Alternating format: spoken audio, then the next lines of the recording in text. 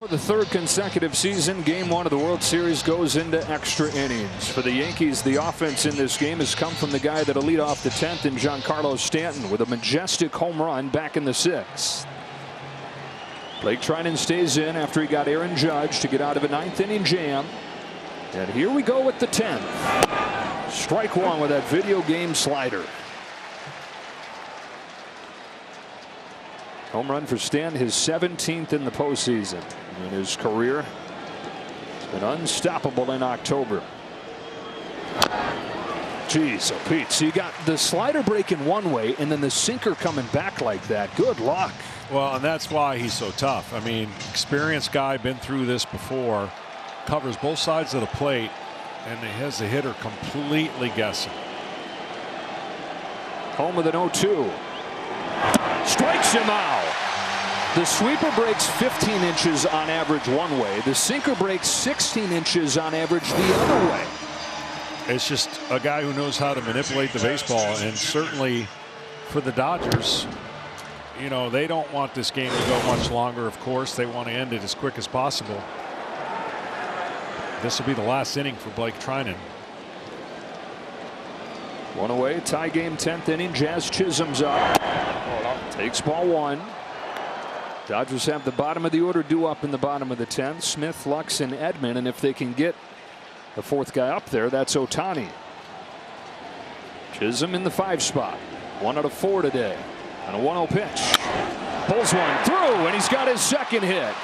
Betts hustles over to cut it off and hold him to a single. That may not look like much, but Betts cutting that ball off was huge. I mean, he got to that ball in a hurry and prevented a double. And here's the issue now for Blake Treinen, trying to hold a guy who can run, because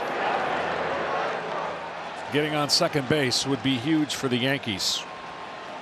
Anthony Rizzo at the plate.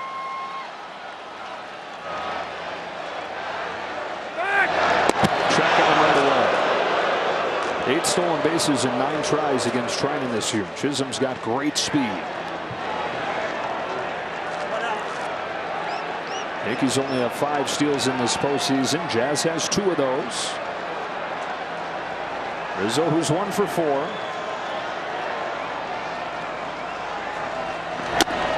Takes upstairs. You haven't followed baseball all year. Pitchers can only throw over twice.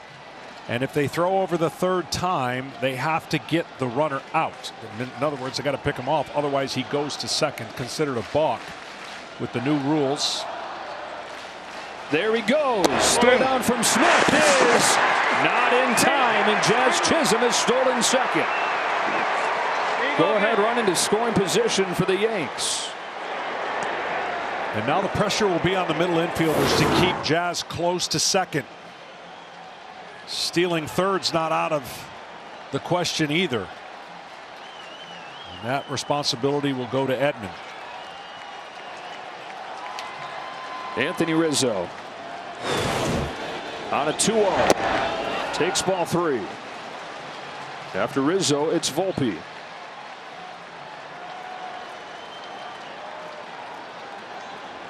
Both these teams have had chances in this game. They're going to put Rizzo on intentionally here. And so first and second, looks like it's going to be Jake Cousins for the bottom of the 10th for the Yankees. Smith, Lux, and Edman due up. Mark Pryor for a visit here, Johnny. Yeah, it's a good visit. And the reason being, Volpe has really struggled against breaking balls. That front side's opening up again. So I would think it'd be a simple reminder that you make breaking balls away. That's how you get them out. We started the night talking about made-for-movie stories with the starting pitchers. Some made-for-the-movies thing right here, too, with Anthony Volpe, who was born and raised in Manhattan and then New Jersey, from a long line of Yankees fans. Like a million other kids, he wanted to be the next Derek Jeter. Well, he's the 1 in a million who's grown up to become the shortstop of the Yankees. The key in this situation as a hitter, you only pull a bad breaking ball, but you should go up there on a breaking ball thinking center to right center. What that allows you to do is track the ball longer and keep the barrel in the bat. If you try to pull that pitch, the break is absolutely impossible for that barrel to make the contact unless it's a hanger in the zone. 8 of his 9 hits in this postseason have come off fastballs. Chisholm singled, stole second. Rizzo put on intentionally. And the game on Volpe's plate. Tied at 2 in the 10th. Treinen throws. Volpe takes a breaker for a strike. That first move, again, that you just watch the hip, and as a pitcher and catcher combination, you're going to watch how he's reacted to the previous pitches, and then you really don't need to deviate much. Keep making those kind of pitches and see if he can make the adjustment. Great speed at second. Go ahead run. Treinen will take a peek. Arms for the Dodgers in the outfield. Decent in left in Teoscar Hernandez. Good in center in Kike Hernandez. And decent in right Mookie Betts. They play shallow. There goes Chisholm. No throw from Will Smith. A big 90 feet for Jazz Chisholm. It sure was. You had Max Muncy playing back. And now stress on the infield. They're going to have to bring him in.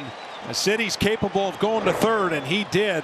High leg kick, and really not even an offer for Max Muncy to get to third. Go ahead run at third. 1 gone in the 10th. 1-1 pitch. It's bunt shown and a strike taken.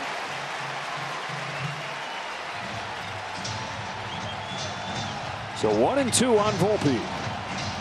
You can still do it with 2 strikes. If you foul off a bunt, it's just a strikeout. But you can still recognize the pitch and still put this ball in play if he decides to square around for that safety squeeze. Indefensible if you put it down right. Infield in. 1-2 pitch. He was going to swing away. Took a breaking ball outside, and it's 2-2. I'm just telling you, the way he's reacting to the breaking ball, it wouldn't be a bad play. With 2 strikes, you can see the break better, and you can put the ball in play. But he almost went after that pitch, which was way out of the zone. First and third. 1 gone in the 10th. Treinen looking for a K. Is 2-2. Ground ball. Diving stop. Edman can't get it out of his glove, and the Yankees take the lead. They get the out at second, but Chisholm's in to score. He singles. He steals second. He steals third. And he scores on a ball that doesn't leave the infield. 3-2 Yankees in the 10th. Went with the sinker. Almost an incredible play. And right here, Edman says, my only chance is to turn 2, but he didn't come up with the ball clean enough. They went with the sinker after all the swings and misses on the breaking ball. And Volpe was ready. Anthony Volpe, the go-ahead RBI. Tommy Edman that close to making another spectacular play. And he's going to steal second. So he's there with a bonus run now here in the extra innings. He will steal second, or at least attempt to steal second in this at-bat.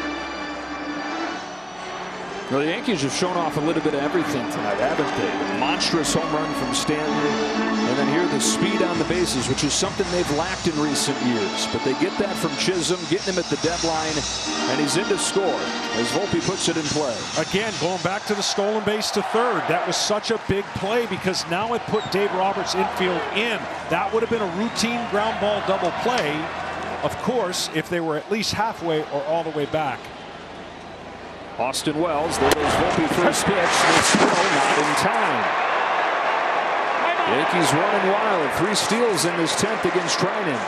In the postseason, when the pressure is at the greatest, you can't shy away from doing something that the other team gives you. In this series, there are a lot of pitchers who cannot hold runners.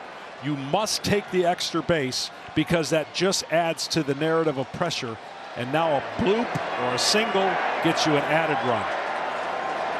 From the catcher Wells, who's 1 for 4 today. 6 of his last 78 back to the regular season. On an 0-1. Takes high.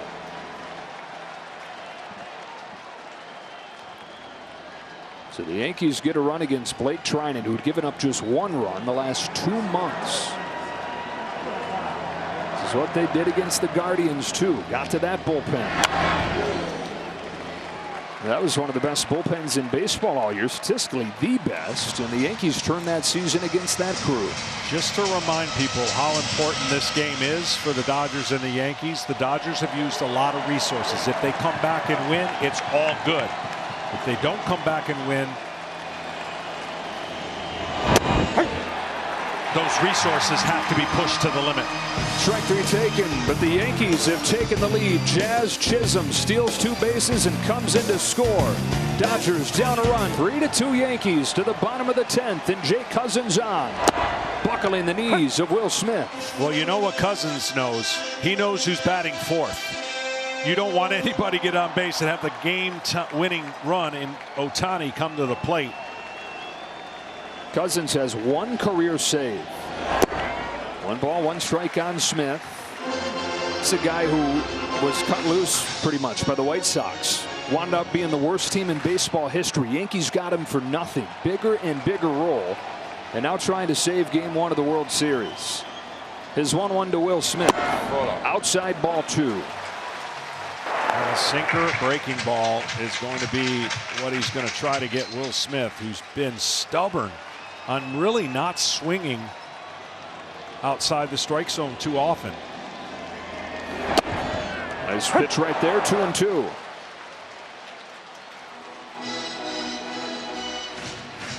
Smith 0 for 2 today. Sacrifice fly back in the 5th. So the Dodgers have gotten both their runs. Smith and Betts both sac flies. 2-2. Poke to right. Soto. 1 gone in the 10th.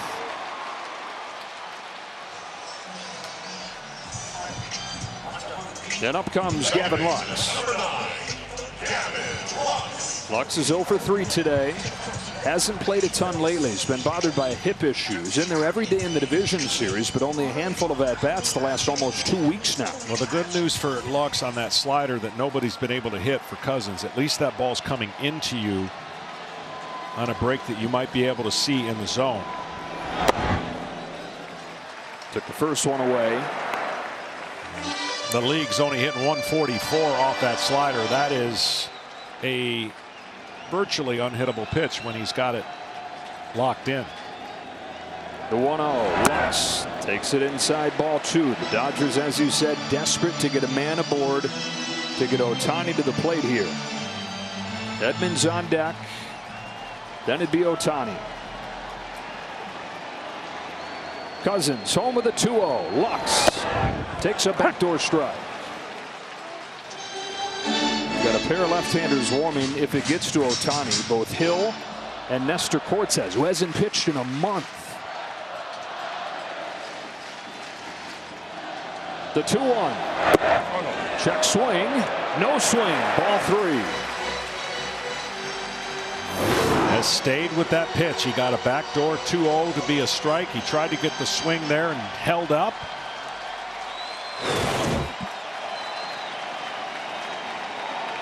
On a 3-1. Lux takes ball 4. And now the Dodgers will take just about any outcome other than a double play. Tommy Edman comes up. On this team that has Ohtani and it has Betts and it has Freeman, the guy coming to the plate here was the MVP of the National League Championship Series, and he's been huge in today's game defensively. He's also got a double. You see Hill and Cortes both ready to go for Ohtani. And Tommy Edman picked up at the deadline. What a player he's been for these Dodgers. Do you consider bunting just to make sure you don't ground into a double play? No, because then they're just going to. I get it. In theory, you walk Ohtani and then you pitch to Mookie Betts. But in this situation right here, a walk was the one thing you didn't want to have by Cousins, because now it creates even Edman the winning run. He can hit a home run. We've already seen it. So you're at stress level that you don't want to be in a one-run game in extra innings, knowing who's on deck, but you got to take care of who's in the box right now. And as you were talking about with the Yankees in the top of this inning, always got to have your eyes on those base runners against relievers. Lux has good speed. First pitch. Wow, strike 1. Carlos Torres has been all over the place. Well, that side of the plate been a little more lenient. Tying run at first, winning run at the plate.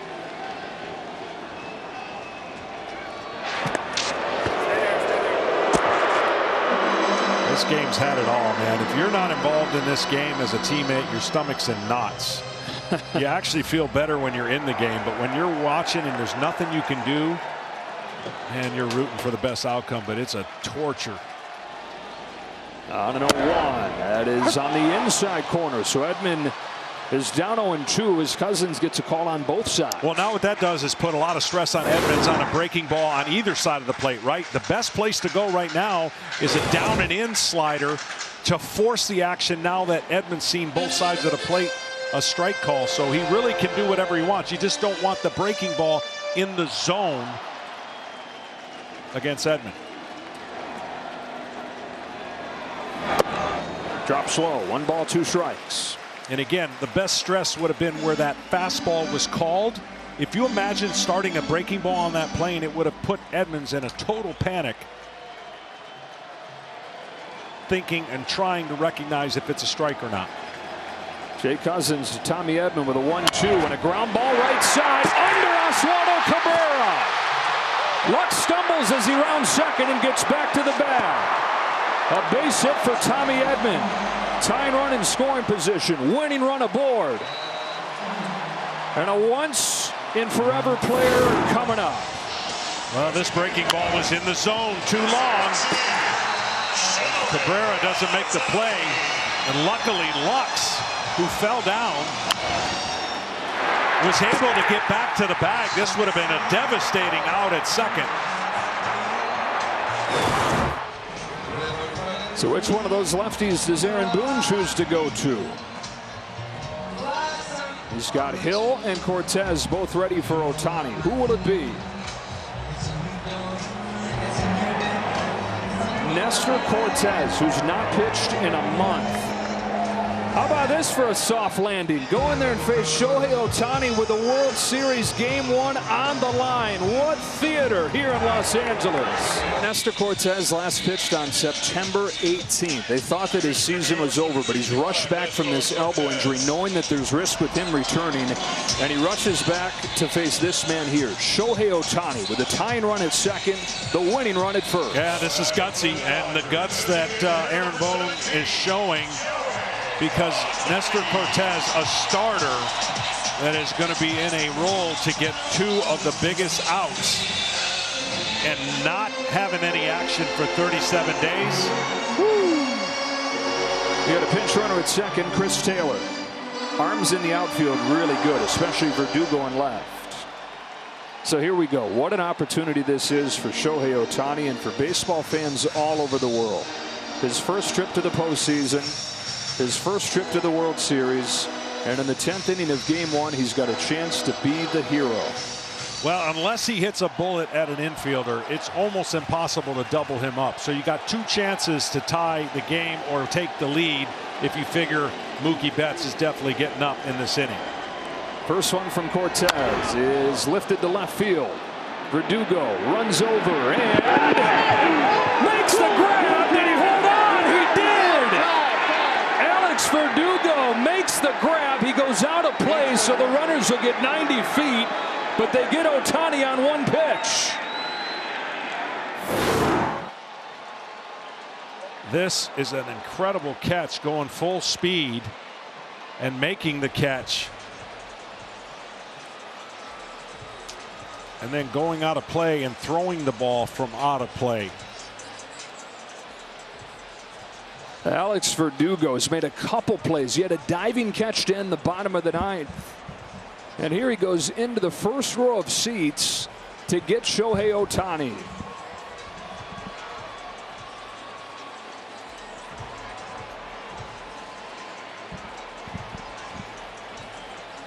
And he gets up and throws this ball in.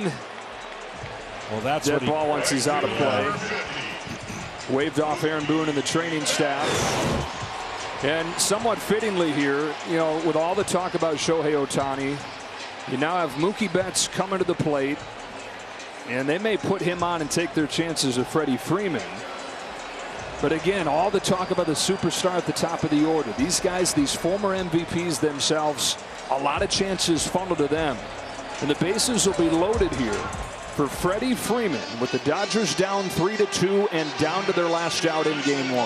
Well, the good news here for Dodgers is Freddie Freeman doesn't necessarily have to do anything but get a single and jog to first.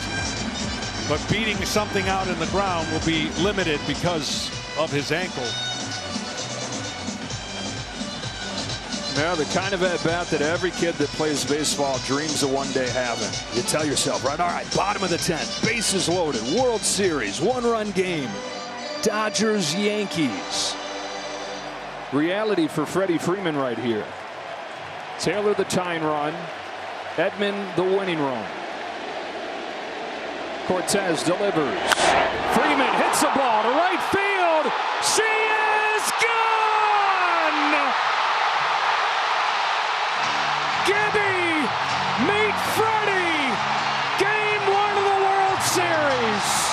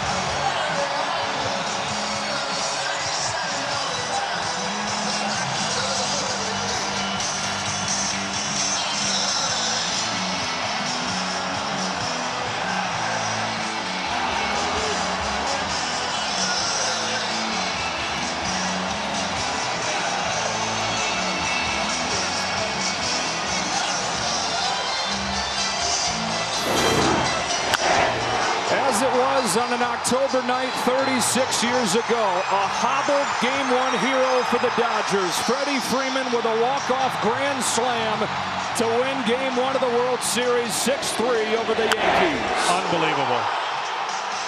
Went up there looking for a pitch. He got it. There's just no way to describe.